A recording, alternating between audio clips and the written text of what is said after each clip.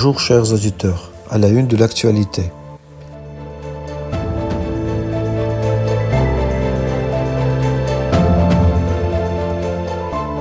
Une autre boîte noire a été trouvée à l'endroit où l'avion de la compagnie aérienne azerbaïdjanaise s'est écrasé près de la ville kazakh d'Aktau.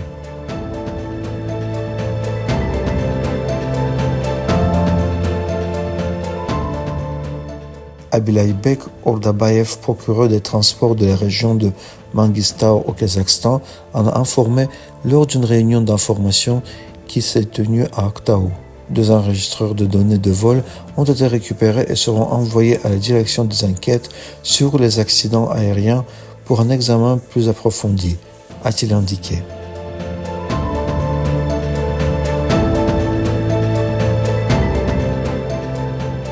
Les messages de condoléances de la communauté internationale continuent d'arriver en Azerbaïdjan suite à l'accident de l'avion de la compagnie aérienne de l'Azerbaïdjan effectuant le vol Bakou-Grozny, président de la République populaire de Chine, président de la Palestine, président des Émirats arabes unis, son Altesse le Cheikh Mohammed bin Zayed El Nahyan, gardien de 2 foyers saints, le roi Salman bin Abdulaziz Al Saoud d'Arabie Saoudite, prince héritier du royaume d'Arabie Saoudite, le Premier ministre Mohammed bin Salman bin Abdulaziz Al Saoud, le secrétaire général de l'ONU Antonio Guterres,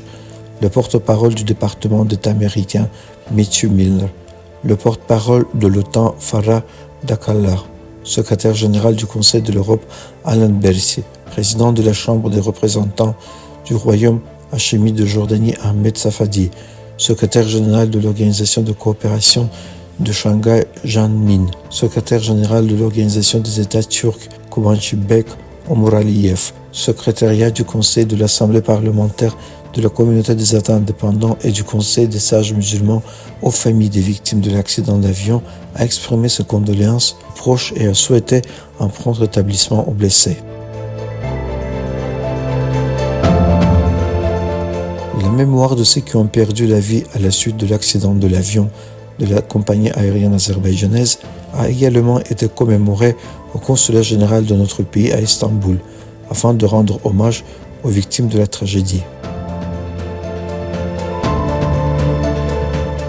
Le 26 décembre, l'équipe de l'Académie internationale turque s'est rendue à l'ambassade de la République d'Azerbaïdjan au Kazakhstan et a rendu hommage aux victimes de l'accident d'avion survenu la veille. Le vice-président de l'Académie turque internationale, Askat Kesikbayev, a écrit des paroles sincères dans le livre de condoléances au nom du collectif.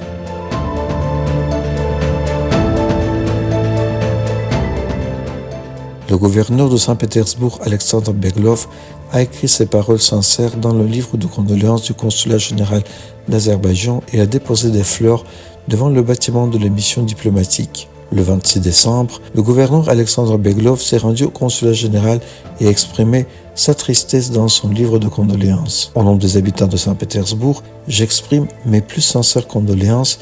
pour la perte des vies humaines à la suite de l'accident de l'avion appartenant à la compagnie aérienne de l'Azerbaïdjan dans la ville d'Aktau. Alexandre Beglov a exprimé ses paroles de soutien aux parents et amis des victimes et a souhaité un prompt rétablissement aux blessés.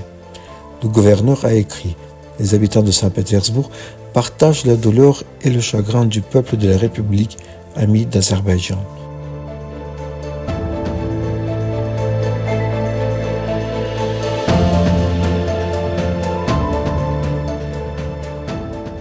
Le drapeau national a été abaissé à l'ambassade de notre pays en France, le jour du deuil annoncé à la suite de l'accident de l'avion de passagers de la compagnie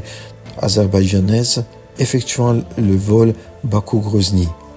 L'ambassade a envoyé une note aux institutions compétentes en France ainsi qu'aux représentations diplomatiques dans ce pays.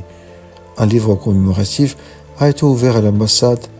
les 26 et 27 décembre à l'occasion du deuil. L'événement a également été partagé sur le compte des réseaux sociaux de l'ambassade.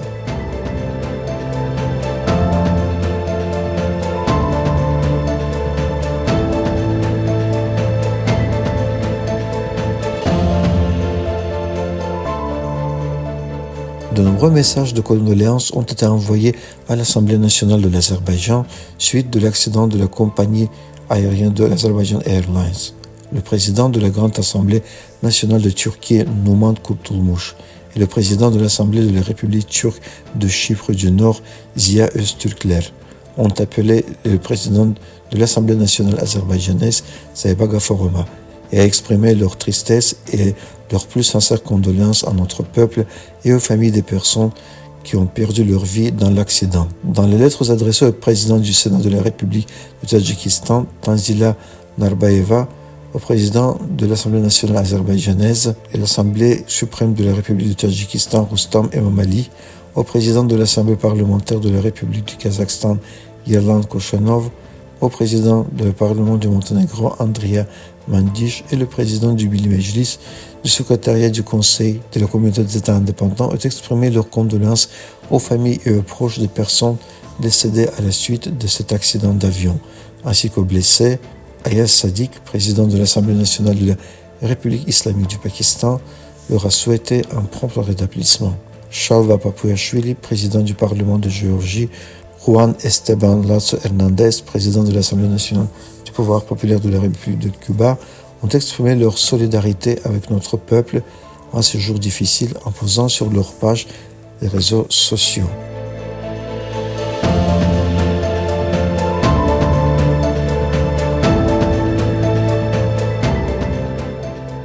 Chers auditeurs, vous avez suivi l'actualité à la radio internationale d'Azerbaïdjan.